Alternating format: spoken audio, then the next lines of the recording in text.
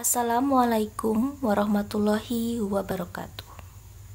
Halo anak-anak, pada kesempatan kali ini kita akan membahas materi mengenai struktur dan fungsi jaringan tumbuhan.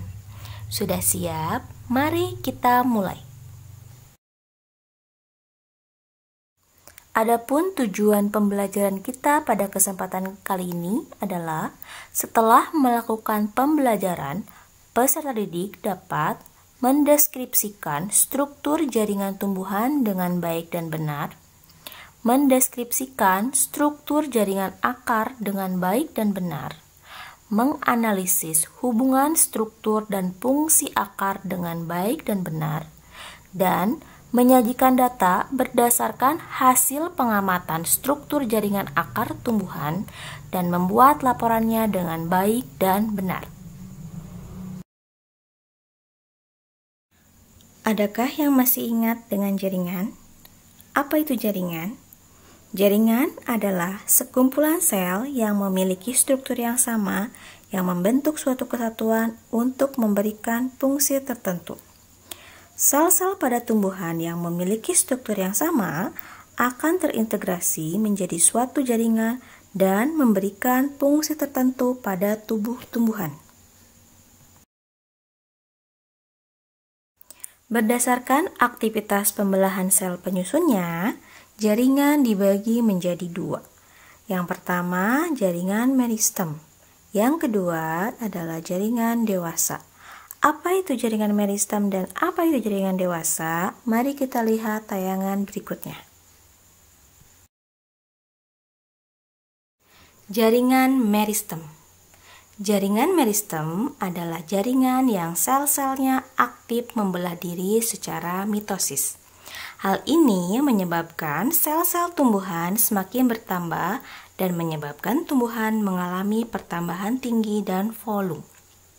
Berdasarkan asal terbentuknya, jaringan meristem dapat dikelompokkan menjadi dua macam, yaitu meristem primer dan meristem sekunder. Meristem primer. Meristem primer adalah jaringan meristem pada tumbuhan yang sel-selnya aktif membelah. Meristem primer pada umumnya terdapat pada ujung batang dan ujung akar. Oleh karena itu, meristem primer menyebabkan pertumbuhan primer pada tumbuhan. Meristem sekunder. Meristem sekunder berasal dari sel-sel dewasa yang berubah sifatnya menjadi meristematik kembali. Contohnya adalah kambium pembuluh dan kambium gabus.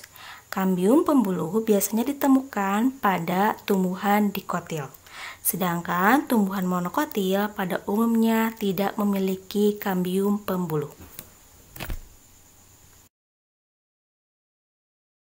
Berdasarkan letak terbentuknya, meristem dibagi menjadi tiga. Meristem apikal, meristem interkalar, dan meristem lateral. Meristem apikal di mana terjadi proses pemanjangan akar dan batang yang menghasilkan tunas apikal. Tunas yang tumbuh di pucuk batang dan nantinya akan berkembang menjadi cabang samping, daun, dan bunga. Meristem interkalar terpisah dari meristem apikal. Biasanya terdapat di tumbuhan monokotil. Yang ketiga, lateral. Meristem lateral di mana terjadi pertumbuhan sekunder pada akar dan batang sehingga menyebabkan tumbuhan semakin tinggi, besar, dan tebal.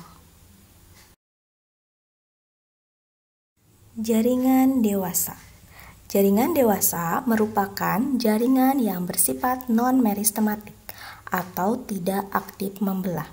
Jaringan ini berasal dari pembelahan sel-sel meristem primer dan sel-sel meristem sekunder yang telah mengalami diferensiasi atau mengalami perubahan bentuk sehingga memiliki fungsi tertentu.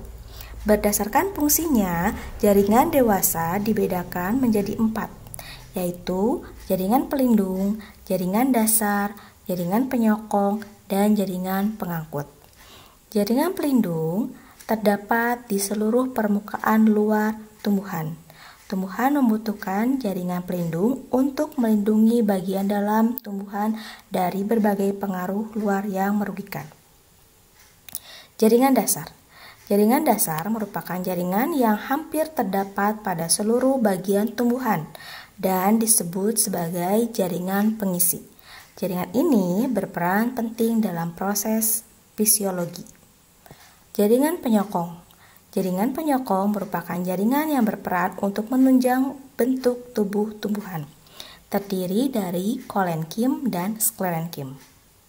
Dan yang terakhir, jaringan pengangkut. Jaringan pengangkut terdiri dari dua jenis, yaitu xilem dan floem. Xilem berfungsi mengangkut air dan zat mineral di dalam akar menuju daun, sedangkan floem berfungsi mengangkut makanan hasil fotosintesis dari daun ke seluruh tubuh tumbuhan. Berikut adalah gambar dari jaringan dewasa berdasarkan fungsinya. Yang pertama adalah jaringan pelindung. Fungsinya adalah untuk melindungi bagian dalam tumbuhan. Contoh dari jaringan pelindung adalah jaringan epidermis. Kedua, jaringan dasar. Jaringan dasar berfungsi untuk mengisi atau menyimpan cadangan makanan. Contoh dari jaringan dasar adalah jaringan parenkim. Ketiga adalah jaringan penyokong.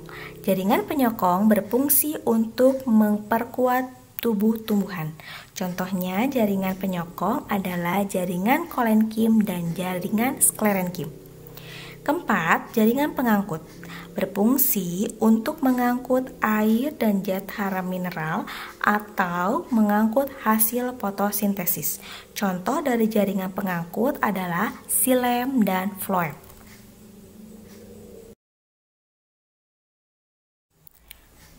Bentuk akar pada tumbuhan biasanya meruncing pada bagian ujungnya. Bentuk runcing pada akar tersebut bisa memudahkan akar untuk menembus tanah dan mencari sumber makanan dan air dari dalam tanah itu sendiri. Secara morfologi, akar tersusun atas rambut akar, batang akar, ujung akar, dan tudung akar.